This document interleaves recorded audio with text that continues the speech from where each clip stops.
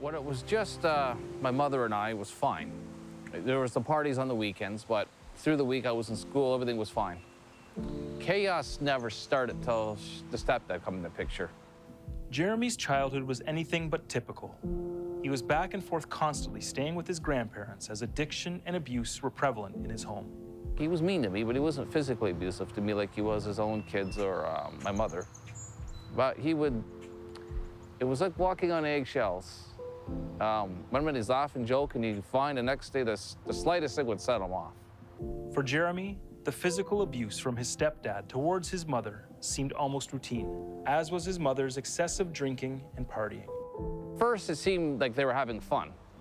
But although my mother was like anybody, you get drinking and you're drunk, you become a different person.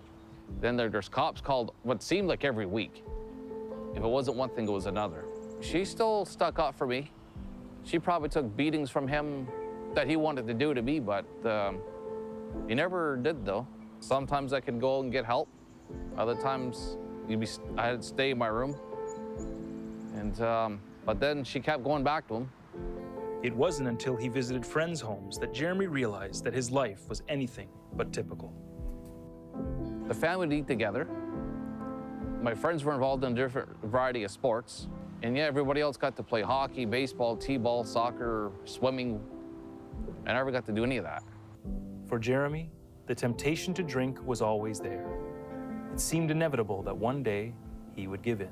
Grade 8 going into grade 9. Started with a beer. It all started with a beer. They go, do you want a beer? And I was like, I whommed and I hawed. And I was like curious. If you can't beat them, join them. I tried marijuana and acid. And once I turned 18, I had the I'm an adult now mentality. Nobody could tell me what to do. And nobody could tell Jeremy that he was destroying his life. Only 20 years old, he was already on his way to becoming an addict. I felt alone, disgusted. What am I doing? I was full of fear and insecurity. Worthless. And it's like, yeah, where is everybody? I was feeling rough physically. Then the other part of me was, can't wait to do it again. You're escaping the pain of the environment you're living in, the pain of what you thought you should have had, the pain of how come other kids can live a civilized lifestyle and we don't. As the pain grew, so did Jeremy's desperate attempts to escape it. With time, a drug and alcohol addiction started to consume him.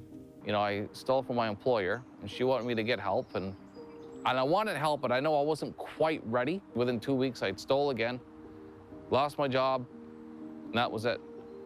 So for 2 months, I was on Skid Row, lying, stealing, cheating, drinking, drugging.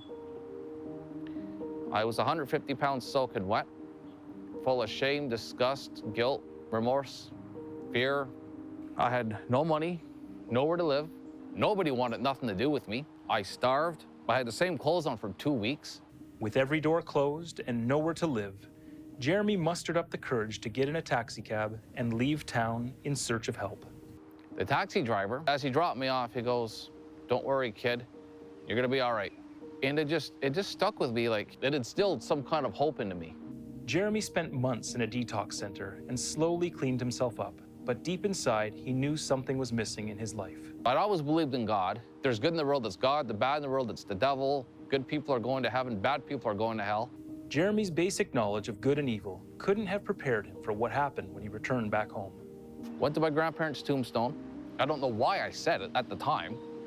I thanked them for looking out for me as a kid because they did a lot of my early upbringing. So I said to them, help me be closer to God and Jesus. I started to leave, and this vehicle pulled in behind me and asked what I was doing and all that. Inside the vehicle was a couple from a nearby church. They invited Jeremy over for a coffee, and for some strange reason, he said yes, not realizing that decision would change his life. So I went and had a coffee, and they turned out they knew my mother and my cousins, and small world. The pastor came walking in, and it turned out he did the eulogies to my grandparents' funeral. He said, Jesus is your greatest healer. He led me to the Lord right then and there. And I just knew, that's when I knew the Lord Jesus was real. As my body was so full of goosebumps and a tingly feeling, but it was just more like I had this, all of a sudden, this zeal that came out of me. Everything leading up to it, it made sense. I was feeling at peace. I knew I was getting a second chance at life. And Jeremy hasn't looked back. He was able to forgive those who caused him so much pain growing up, and with God's help, he has been clean and sober for over 15 years. Through anything that life has thrown at me, I even had to take a drink or drugs because of it. The fact I've been able to come to terms with everything and just have a peace about it and just enjoy life. And the fact that I've found forgiveness to everybody that's ever hurt me, and I forgave myself. I think God sees me as that same caring guy who wants to help others, but as someone he's found himself. I'm really just a guy that wanted to change his life around, that wanted to be used by God. Today, Jeremy lives as a typical guy.